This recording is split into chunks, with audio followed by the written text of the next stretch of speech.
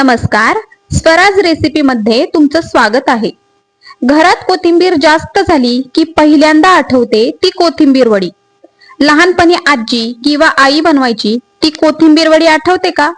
आज त्याच घरगुती चवीत पण अगदी सोप्या पद्धतीने आपण बनवणार आहोत खास अशी कोथिंबीर वडी। म्हणून व्हिडिओ शेवटपर्यंत पहा, कारण शेवटी मी तुम्हाला एक टिप सांगणार आहे ज्यामुळे कोथिंबीर वडी खमंग आणि कुरकुरीत बनेल आणि तुटणार सुद्धा नाही। चला तर मग खमंग आणि कुरकुरीत कोथिंबीर वडी बनवायला सुरुवात करूया। कोथिंबीर वडी बनवण्यासाठी साधारणपणे एक मोठी जुडी कोथिंबीर निसून घेतली आहे। आता ही कोथिंबीर थोडी थोडी घेऊन सुरीने अशा प्रकारे बारीक कापून घ्यायची आहे। तर इथे सगळी कोथिंबीर बारीक कापून घेतली आहे। त्यानंतर कोथिंबीर वडी चवदार बनवण्यासाठी मिक्सरच्या भांड्यामध्ये 7 ते 8 हिरव्या मिरचीचे तुकडे, तसेच 6 ते 7 लसूण पाकळ्या, 1 चमचा ओवा व चवीपुरते मीठ टाकून याचं वाटण तयार करून घ्या। तर पाहू शकता तुम्ही अशा प्रकारे वाटण तयार करून घेतले आहे। खूप छान सुगंध येत आहे या वाटणाचा। त्यानंतर एका मोठ्या ताटामध्ये चिरलेली सगळी कोथिंबीर काढून घ्यायची आहे। आता यामध्ये 2 वाट्या बेसन पीठ टाकायचं आहे। त्यानंतर 1 वाटी तांदळाचं पीठ टाकायचं आहे। त्यानंतर अर्धी वाटी पांढरे तीळ टाकायचे आहेत। तसेच 1 चमचा ओवा व अर्धा चमचा हळद टाकायची।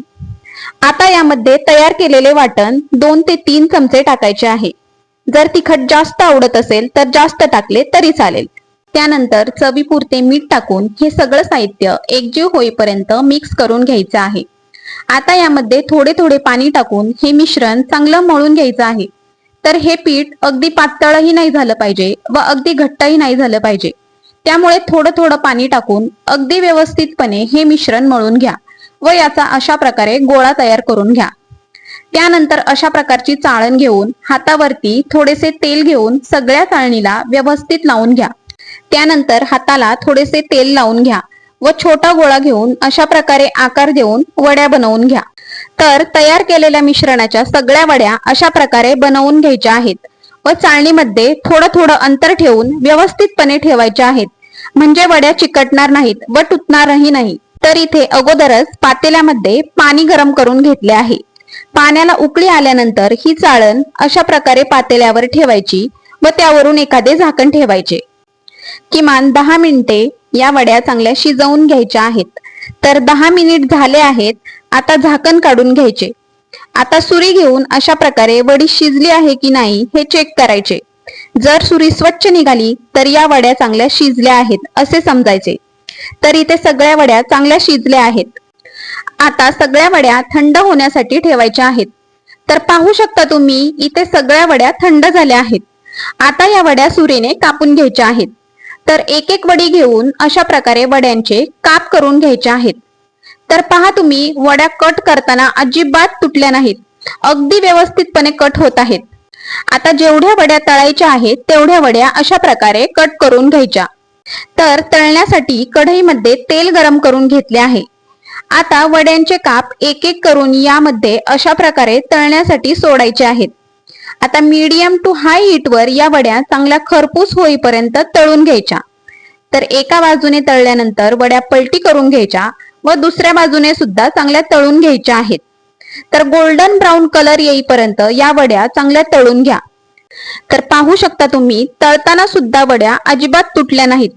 कोथिंबीर वडीचे मिश्रण परफेक्ट बनले असेल तर अशा प्रकारे परफेक्ट वड्या बनतात।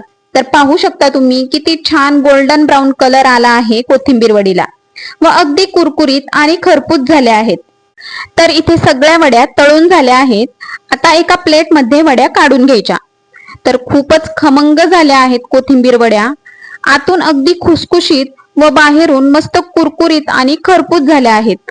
तर कोथिंबीर वड्या कुरकुरीत बनवायच्या असतील तर तांदूळाच्या पिठाचा जास्त वापर करा। जर तांदूळाचे पीठ नसेल तर कुठलेही तांदूळ मिक्सरच्या भांड्यामध्ये बारीक करून घ्या व वड्या बनवण्यासाठी त्याचा वापर करा। तर ही खूप महत्त्वाची टीप आहे, त्यामुळे ही टीप लक्षात ठेवून कोथिंबीर वड्या बनवा। अगदी परफेक्ट बनतात या कोथिंबीर वड्या। तर किमान 5 ते 6 दिवस या वड्या टिकू शकतात। कट न करता वाफवलेल्या वड्या जर तुम्ही फ्रीज मध्ये एखाद्या डब्यामध्ये ठेवल्या तर या वड्या खराब होत नाहीत, 5 ते 6 दिवस चांगल्या टिकून राहतात। तर अशा प्रकारे कोथिंबीर वड्या एकदा नक्की बनवून पहा. जर ही रेसिपी तुम्हाला आवडली असेल तर व्हिडिओला लाईक नक्की करा. व्हिडिओला जास्तीत जास्त शेअर करा व सबस्क्राईब करून बेल आयकॉनवर क्लिक करा. म्हणजे नवनवीन रेसिपीज तुम्हाला पाहता येतील. अशाच काही नवनवीन रेसिपीज पाहण्यासाठी तुम्ही पाहत रहा स्वराज रेसिपी. तोपर्यंत धन्यवाद.